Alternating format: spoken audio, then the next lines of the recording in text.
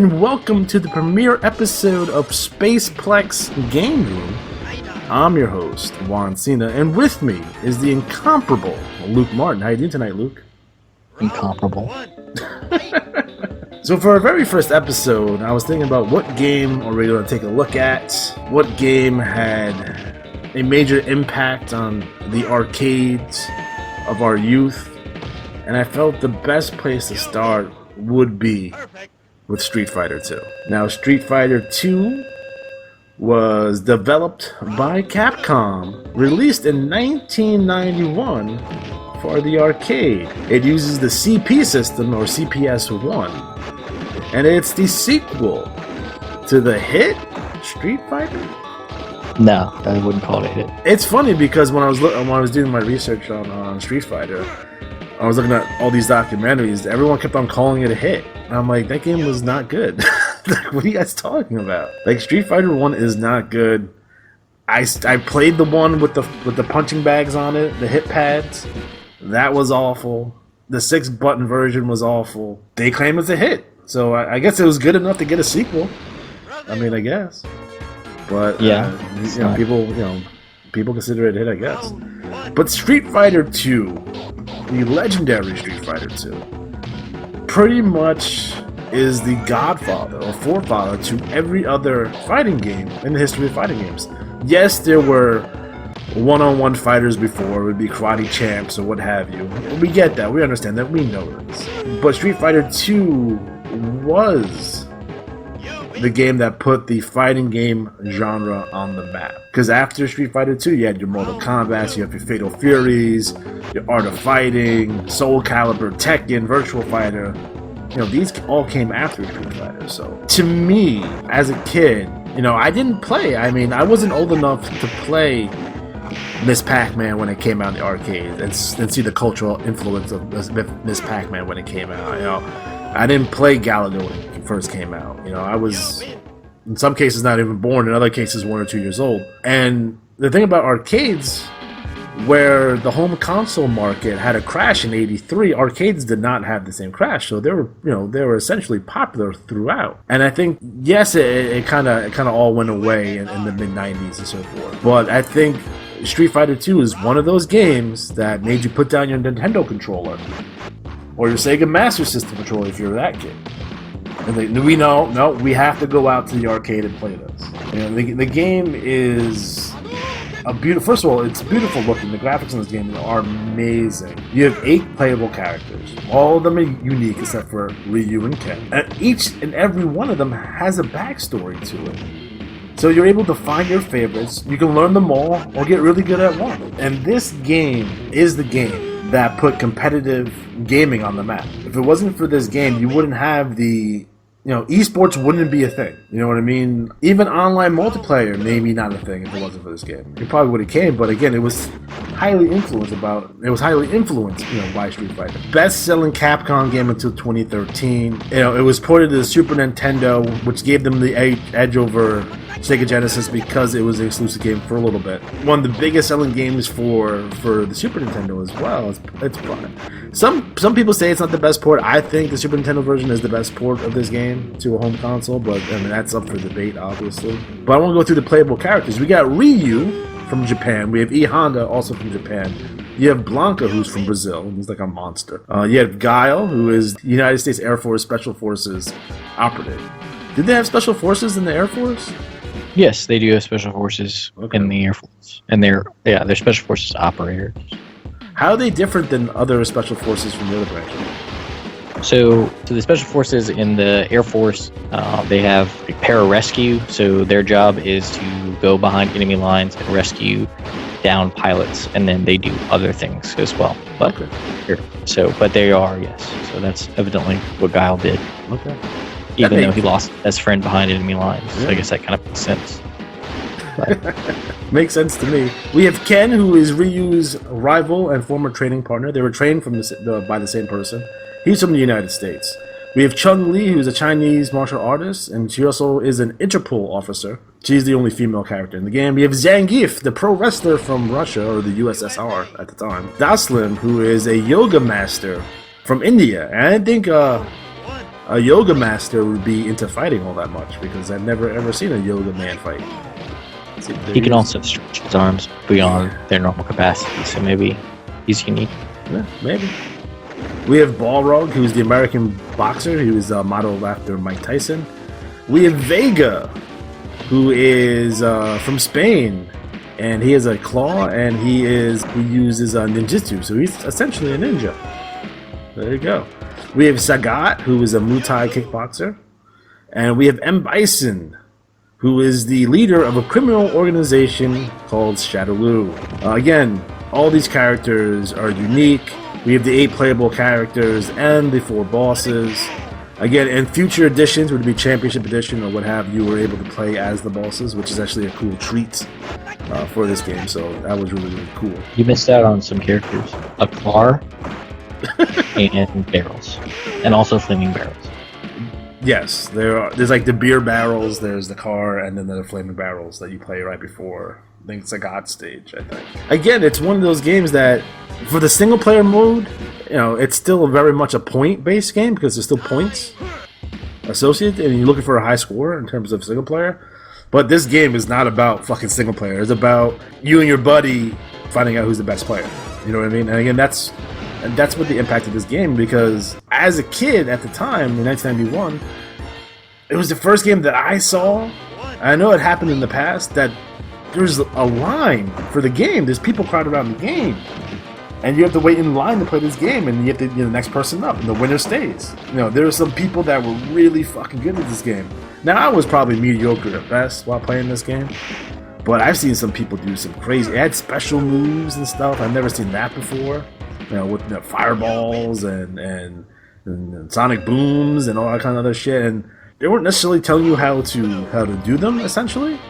But I remember, like, this is the first game that I got a strategy guide for. Like, I saw a strategy guide for this. I was like, oh, I want to buy this. I want to learn. And by the time the Super Nintendo version came out, I was practicing at home on the Super Nintendo so I could go to the arcade and try to beat motherfuckers. You know what I mean? So, again, it's a game that I think really changed the industry for the better. To be completely honest, I don't know another game that may have had the impact. To me, it's the best fighting game or tournament fighter of all tournament fighters. You know, that's the big debate, right? The big debate is Street Fighter or Mortal Kombat. And to me, it's 1 and 1A. It's just a matter of preference because they're both really, really, really good. So I think at that point, it's not about quality, it's about preference. But yeah, I mean, another thing that they did that was, I guess, really different is that they kept on updating the game. Now, we see this all the time now with downloadable DLC, but they kept on rebalancing the game. They added characters. They had games that were faster, they had games that, you know, they increased the speed of the game. This is the first arcade game that I heard about people hacking into it and changing it. So that's why you end up with the Rainbow Edition. You start throwing fireballs in the air and shit, and all kinds of crazy stuff. You know, that's how popular this game was. It's so popular that they still release this game to this day. They're just coming out with a new version of it for the PlayStation 4 that's not out yet. It's coming out soon. They have a version for the Switch that's already out. It's amazing. What are your thoughts? So you had like Final Fight that Capcom came out, and so it kind of had that same, I would call it like graphical, artistic style. So it looked cool. So I was like 7 when this game came out. So they looked different. Like they looked just, I don't know what it was, just the way that the graphics for the game, it almost looked like it was hand drawn. It looked hand drawn. The sprites were big too, which is another thing. Like you Double Dragon, the sprites are small compared to this. It had definitely had a look and a feel to it, which, I mean, has aged well. I mean, yeah, they've like modernized or digitalized the fighters and things, but I mean, essentially it hasn't changed all that much in the sense of the stages are different, but they're pretty much the same concept. You're fighting on the street, there's shit going on in the background, and then the characters, you know, they look nicer now, but really, I mean, the game, you play Street Fighter 2, you're not like, oh, this is so, well, you know, it still looks good, it still plays good. And I would say that the game really had really good controls. Yeah. So obviously, when I was a kid, it was like hard, but I mean, you could find ways. So you'd like look up or like get a strategy guide or figure out a way to do like first one, like E Honda. So you can do his 100 hand slap. Yeah. And then Blanca's electrocution bullshit that he does. So those are some of the simple ones. And then the fireballs and stuff like that. And then the thing too is you kind of talk about how arcades. So there were always arcades, but people. I was born in '85. That was the year that Nintendo Super Mario Brothers came out. So people would go home. They're playing Nintendo, but like you said, this is bringing people out because this is Nintendo. In no way could compete with what was going on. I mean, this game was everywhere. I remember playing it at a gas station. So it was just a good game. It brought people in. It was fun to play. It was fun to beat up your friends. And I think that it made people want to go to the arcade, and it spawned a genre of fighting games, but it made games like you to step up because the controls were so good and they really hold up. And I think that's kind of like the biggest thing between that and Mortal Kombat, because you play Mortal Kombat now, it's kind of like cloggy and stupid, and it doesn't feel smooth.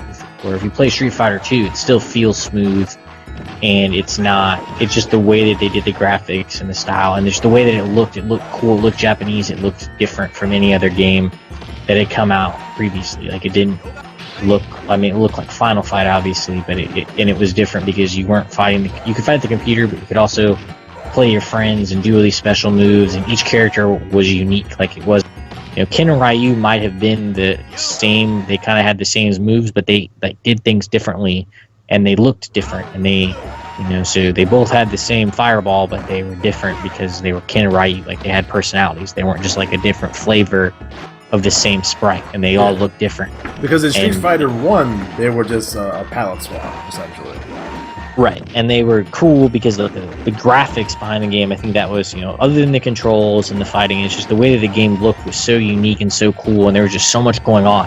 And when you fight Balrog in Vegas, there's a bunch of shit going on. Like, in the background, there's people, there's like they're not just kind of like a gray blob background. They're actively doing things. It's almost distracting from the game, what's going on in the background, because you just want to be. So it was a pretty immersive game. And then they did things that were just weird. So like the combo system was in the game. It just wasn't something that they put in the game on purpose, but they just left it in. And so people that played it religiously and got skillful at it could actually do combos that weren't necessarily put in the game. They just were left in there, and they didn't think anybody could do it, and people ended up finding ways to put those combos in. Absolutely. And then obviously combos became it's one of those games that it's unique because it did something different than anyone else had done, and then it just kind of set the standard for everything else. So everything else is essentially a copy of Street Fighter 2. Now, that's not to say that other games didn't do other things like Mortal Kombat and Soul Calibur and stuff like that, but it's just like you said, it was so foundational, and it brought people back to the arcade because, it was cool to go to the arcade when you were at the mall. You could also go home and play Mario or do whatever, but this brought people back to the arcade, and it kind of set the standard for what an arcade game would offer you versus what you could get at home, because you could get something different at home. You could play like an RPG, play like Legend of Zelda. You can't really play that in the arcade, but you can play Street Fighter, and it's going to look a lot better. So even when the funny thing about Street Fighter is that it brought people back to the arcade, and then when it got ported into a home system, it also, people bought the game at home, and they would still come to the arcade and play it. But also it kind of stepped up just the whole console and arcade games as a whole, because Street Fighter looked so good and played so well that people had a higher expectation for things. So it kind of pushed the whole thing forward. It pushed video games forward, and I think that it helped Japanese developers get into American audiences more than it had in the past, because Atari and things like that weren't necessarily coming from Japan, but like Capcom and Square and people like that, they were all kind of that Street Fighter was the first real big like Japanese style game that people really took to. And obviously Final Fantasy and things like that, but that was like kind of brought that about, and that added a new interesting flavor that people liked because it was so different. It was just it's hard to put in because you don't have anything like that anymore, where you just look at a game and you're like, man, that's just so... It's almost perfect. In terms of what you want a video game to be, the story is not great. Let's be honest. The story is not great, but it had a story. Each character had an individual story. But in terms of graphical quality, you talk about collision detection, you're talking about music. And I think that's something that needs to be talked about more, is the music in this game is amazing. Like, every stage has different music, and every piece of music for this game is memorable. And I'm pretty sure that Ken's stage is a ripoff of Mighty Wings from Cheap Trick off the Top Gun soundtrack. I'm pretty sure that's the same song. If not, it's pretty close. I don't know. The game is just so. It was just so cool, and it's still cool to play, and it's just fun, and everything just looks different, and it's just so. Like, they did such a good job about like kind of capturing what you would imagine things look like like the way that E-Honda, the way they fight in a bathhouse, like that. That kind of looks. It wasn't obviously like, oh, this is like super lifelike, but it was the best you could get for the time, and it doesn't look bad now. Yeah. So it just looks like a game its style has just aged really well, and it's not like a weird thing where it's like a Minecraft, like, oh, this is an 8-bit game, like, that's neat. Like, no, it just looks good. Like, if you came out with a game that looked like that today, I mean, people wouldn't be upset about it because it just it's beautiful. It's a beautiful drawn game, right? And it's so much nuances and so many little things. Like, if you punch a guy hard enough in the stomach, he throws up. Like, what's going on? Like, to me, that's such a like an attention to detail for this game. Like, to me, this is like a 10 out of 10, 5 out of 5. Like, I don't think you can do much better in terms of like they nailed this one. Like, and I know some of the other Street Fighters, some of them can be, hit or miss or whatever, but it's like, this game really, they hit a home run with this fucking game. People didn't really have a way to define what. Because if you like the old reviews, like, oh, this is a beat 'em up. It's not a fucking beat 'em up. It's a fighting game. Yeah. But Street Fighter was a fighting game. It was like the real fighting game. Like, the goal of the game is to fight. Like, Final Fight, yes, you beat people up, but really, you just kind of punched people. Like, it wasn't. Yes, it was a fighting game in essence, but there wasn't any real skill involved. You just kind of hit the buttons and tried not to die, right? Yeah. But this game is like, there's skill involved, and there are points in Final Fight where you fight a boss and you can't block or whatever. Yeah. In this game, you can essentially block or dodge every attack that comes at you. It might be very difficult, especially when you're facing like Vega or Bison, but at the same time, you can. It's not impossible. So that's just the thing, is it gave players more of an opportunity to have control over the game, but it also wasn't like a Pac-Man where you're just like hand-eye coordination. It was like you had to understand how that character, and it really, you had to, you could be good with most of the characters, but you always had one or two that you're really good with and that you knew all their moves. So for me, it's Ken. Ken's my man, but I have issues with some opponents, and that's something that's cool too, because your own personal playstyle, how you play, there's some opponents that you're not necessarily going to be all that great at. Especially if you're not like a really, really good player. You know what I mean? If you're an average player, you're gonna have issues with some opponents. Like, I have issues with Jocelyn for no fucking reason. I have issues with Guile for no fucking reason. I think Vega's tough because he's fucking cheap as fuck. You know what I mean? And I think too, like, the characters felt different. So like Ryu and Ken, like Zangief can do nothing until he gets in close, and then he fucking dominates you. Yeah. Dalzine can stay away forever, but he doesn't really do a whole lot up close. And then, there's like different characters that can do different things. So each of them have skills. Or you can be an asshole and just do fucking sonic booms and then flash kick people because you don't want to have any friends. So, and even the computer, like, we fight Sagat, all he does is do tiger uppercut. Like, that's the only fucking thing that he does. He's a fucking bastard. Like, he just will shoot Tiger up and down. That was his thing too. Is like Sagat could crouch, high and he would then tiger uppercut the fuck out of you. I was just saying, Sagat's a bastard. Sagat is a bastard. It's funny because me and my cousin played each other so much that a lot of our matches would end up with double KOs because they would get that close. And that was, it's just competition. You want to be the best.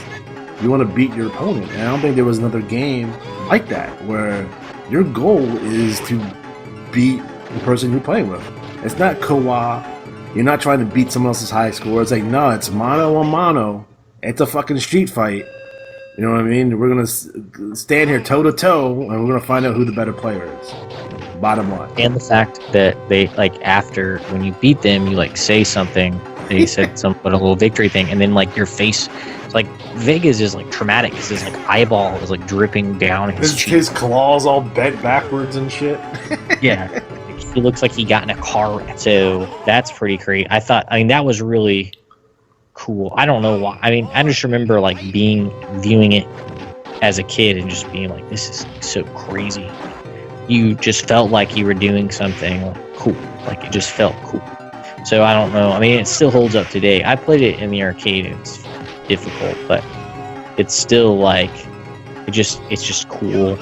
And it was fun to play, and there wasn't really, you really couldn't ask a lot more from it. And it set such a high bar for everything that I think that it's one of those games that it gets a lot of credit. It's probably one of the best games ever made, but it just made games better. It was just something that came out that just everything was better after that game came because of what that game did. It moved everybody forward. It showed that you could do something different. And then we got like a million different fighting games in the 90s. Like, it's ridiculous. Just because that game came out, I don't even know how many stupid fighting games came out in the 90s. Like, I mean, look at the scores on this. The scores on this are amazing. Like, 93%, 5 stars. For the Super Nintendo version, 96%, 9 out of 10, 30 out of 40, 94%, 35 out of 40, 5 out of 5, 98%, 95%, almost 4.1 stars out of 5, 94%, 90%. I mean, across the board, the reception of this game is like, okay, this game is good. Like, it's one of the best games ever, you know. And to me, you know, as a kid, being a fan of the movie Bloodsport, by the way, this game reminds me a lot of Bloodsport. Now, I know Street Fighter 1 came out before Bloodsport. I understand that. I get that. But I like the concept of, like, you as a player going around taking on the best fighters from the world, you know, from all over the world. And Bloodsport had a tournament feel to it, too. You saw all these fighters and stuff. This is the first time I ever saw Muay Thai, was in Bloodsport. I didn't know what Muay Thai was. But I knew karate and judo and kung fu. I was like, oh, they got a fucking Muay Thai guy in there. I didn't know what that was. And then when you see Sagai as a Muay Thai guy, like, holy shit, look at that. You know, there's characters who were different disciplines. I don't think you necessarily saw that in the game before. I mean, other than Street Fighter 1. But those are all opponents that were different. And the announcer's voice is cool. Yeah. I don't know. And you could, like, fly. I mean, just the game is aesthetically pleasing. Yeah. You get a perfect. The guy's like, perfect. And then they had, like, little character animations for, like, celebrations. And they had a girl in the game. That was mind-blowing for a lot of people. And it was that guy, the announcer. And then, like, he's like, oh, Vega. Or and then he'd be like, Spain. And shit like that. I don't know. It was just good. Like, everything about the game was neat and cool, and everything looked different. Like, it was really one of the first games where, like, each stage was different. Like, it looked different, had a different look to it. Each of the like, every character was different. Like, it did. They had destructible environments in some of the stages. Yeah, the boxes and so that was it. So, that's different too. It's like, oh, you're on a Ryu stage and you're flying through a sign, or you're on Bison stage, you fly through a statue. It's like, holy shit, that's cool.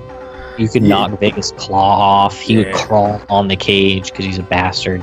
And yeah, it was cool. It was just cool. Like, even when if you get dizzy, they have, like, little birds above your head and stars and shit. And then, like, if you kick Blanca, his, like, eyes bug out. Yeah. All that was so cool. Like, it was just look good. When you get knocked out, you're like, you bounce and you're like, oh. Like, so dramatic. To me, the only weakness of the game is the story. Not necessarily that you care about the story all that much, but it's like especially when it comes to M. Bison and Shadowloo, and he's this criminal, you know, organization. Feels very much like Enter the Dragon. You remember the guy, the villain in Enter the Dragon? He was a kung fu master and drug dealer, apparently. Weapons dealer, I forget what the fuck he was doing. And Bruce Lee had to go in and fuck him up. He even has that claw thing, too. He did have a hand. Yeah, because he was missing a hand.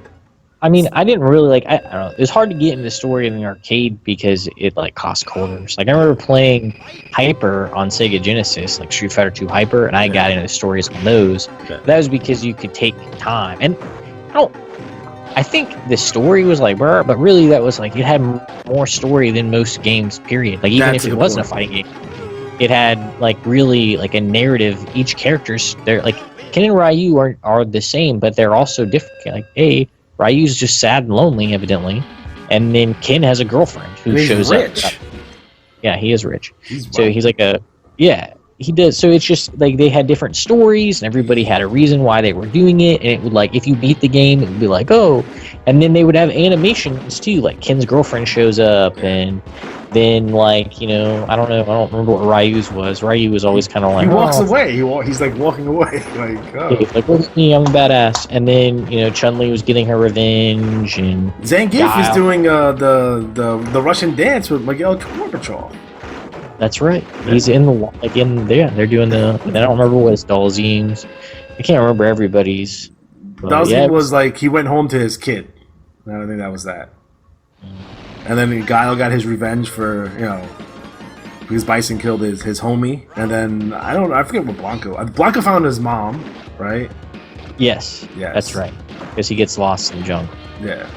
and somehow develops electrical powers He gets electrical powers because he hangs out with the electrical eels. and turns green.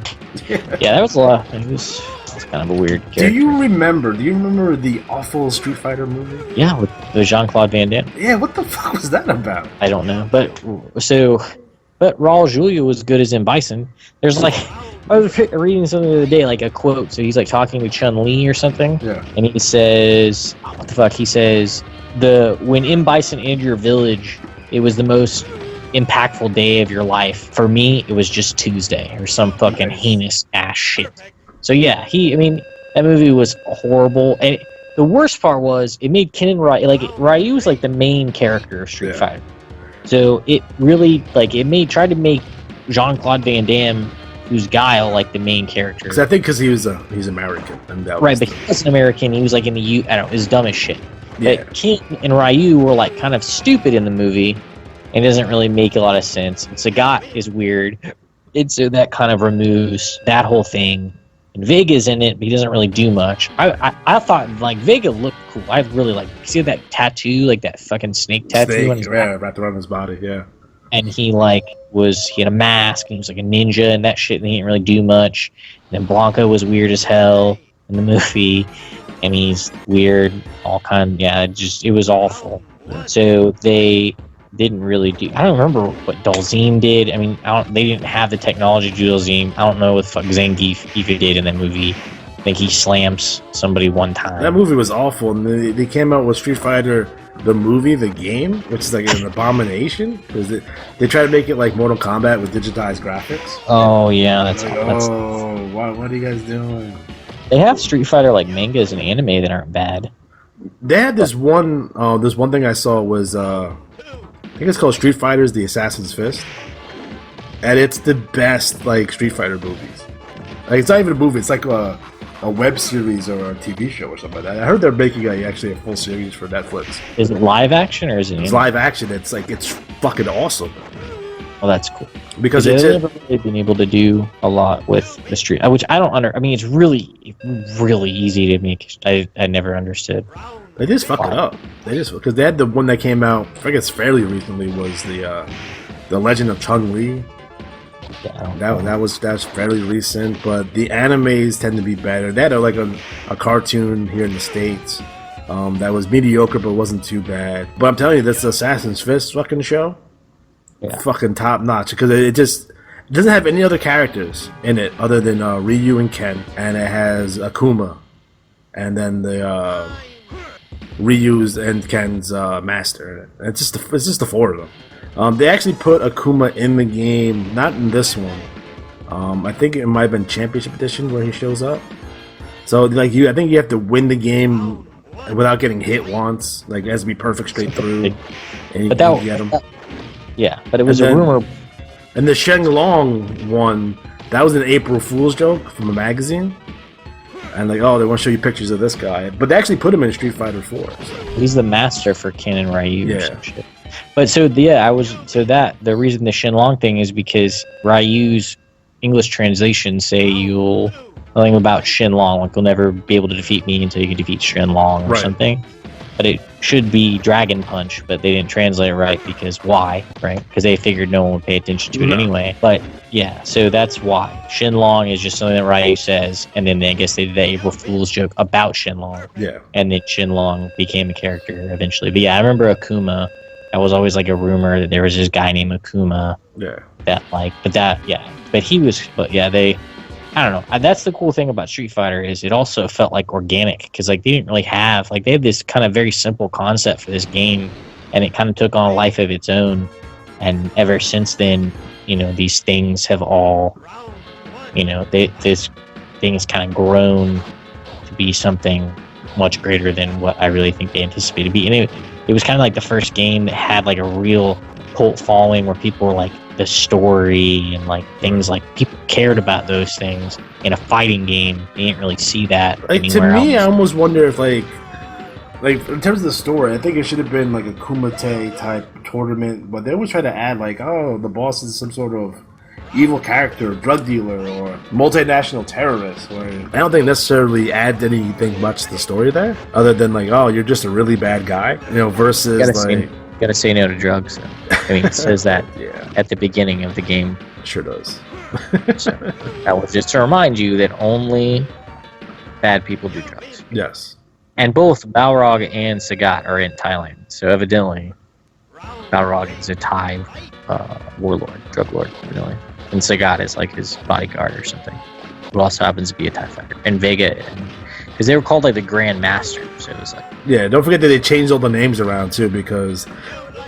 Because M. Bison sounds like Mike Tyson, they had to change it. So yeah, I keep calling. Sorry, when I'm saying Balrog, I keep thinking M. Bison. I don't know why. It's probably due to your time in Japan. Yeah, that's it. They were like, you do not profane our Street Fighter with these terms. No, they. So I think the original name was M. Bison is Vega, Sagat is obviously Sagat, Balrog is Vega, and then M. Bison is Balrog.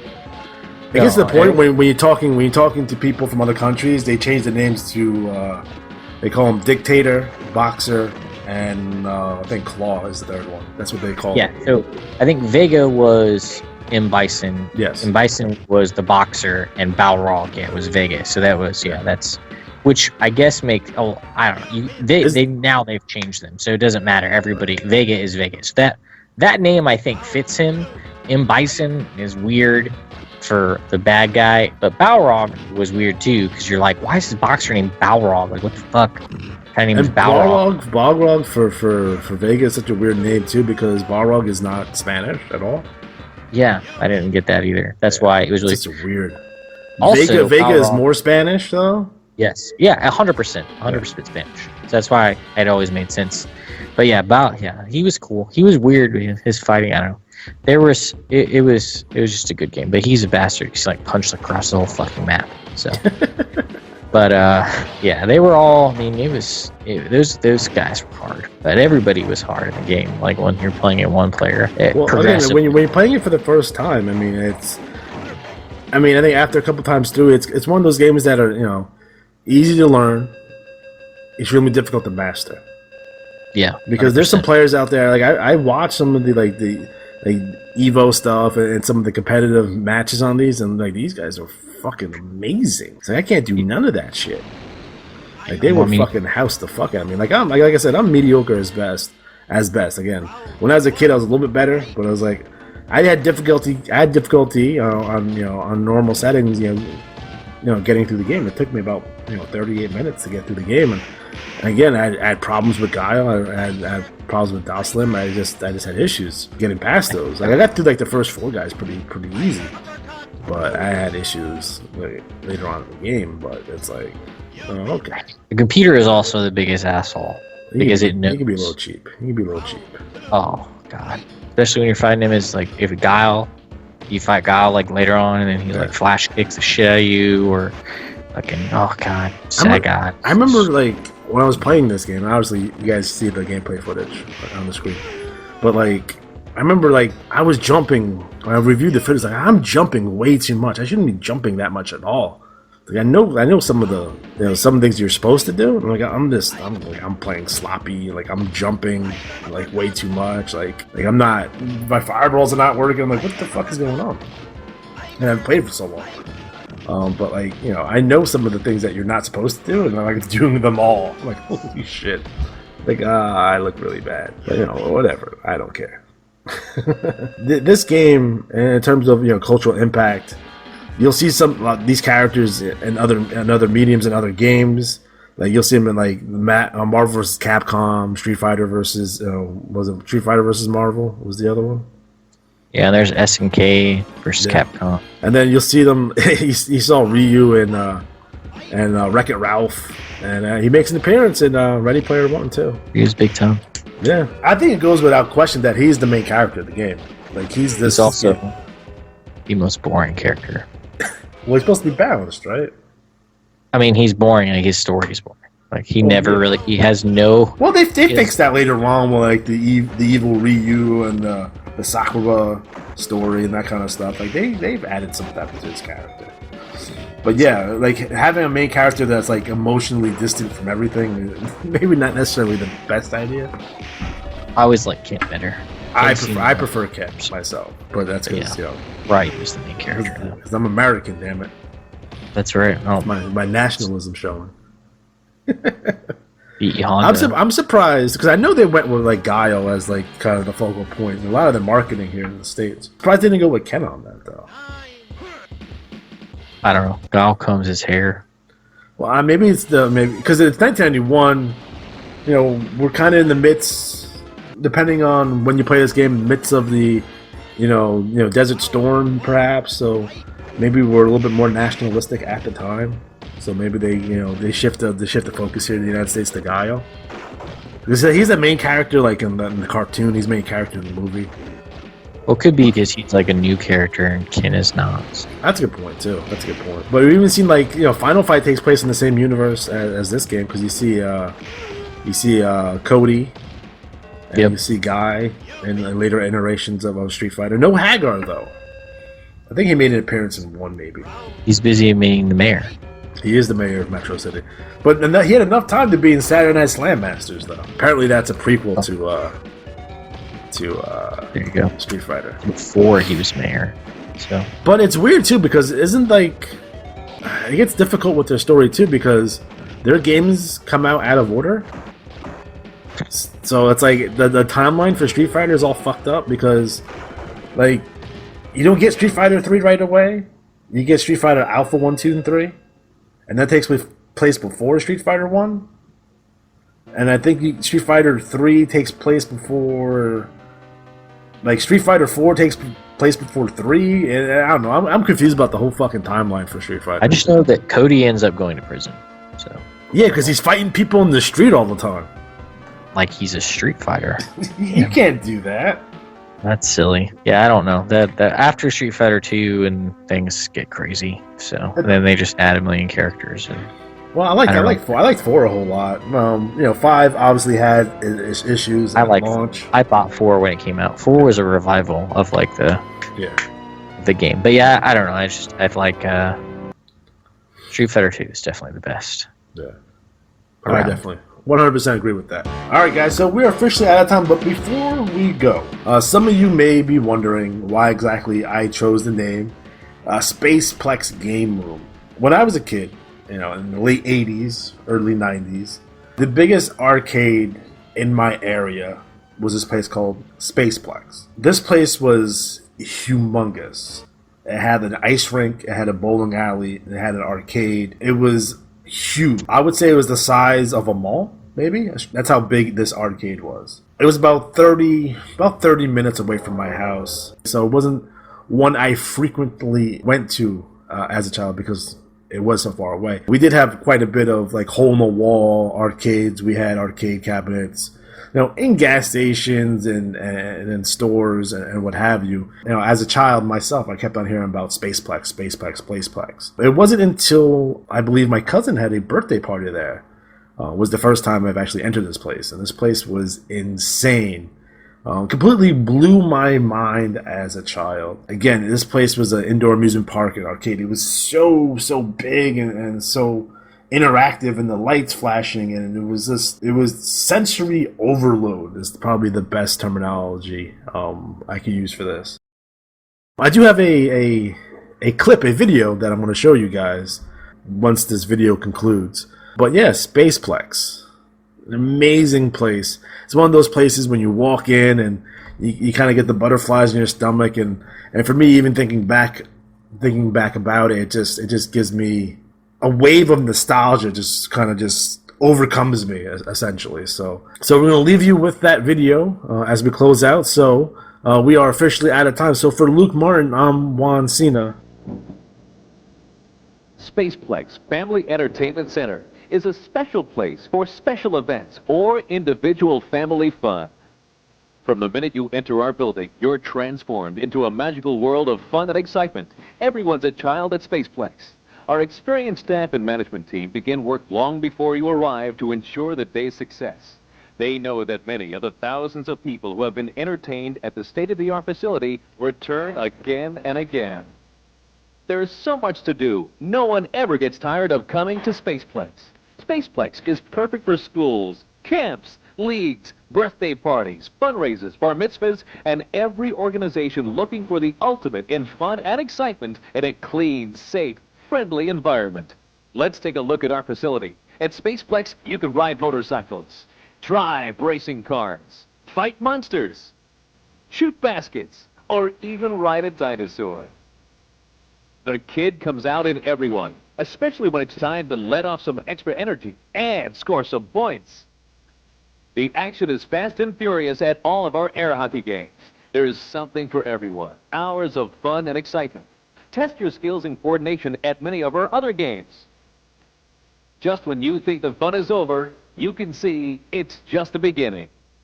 Redemption tickets are won at games, depending on scores, and it doesn't take too long before you're carrying lengths and lengths of tickets.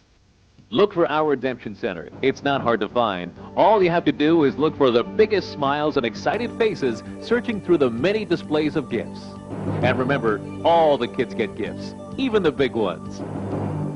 Playing all those games and winning all those prizes can work up a big appetite, so energize yourself. Our Space Food Snack Bar can satisfy even the most finicky eater. Group leaders can organize lunch and snack events. Birthday parties are organized in a structured environment by responsible staff members specifically trained by management to attend to every detail. Now that you're energized, it's time to go on every ride.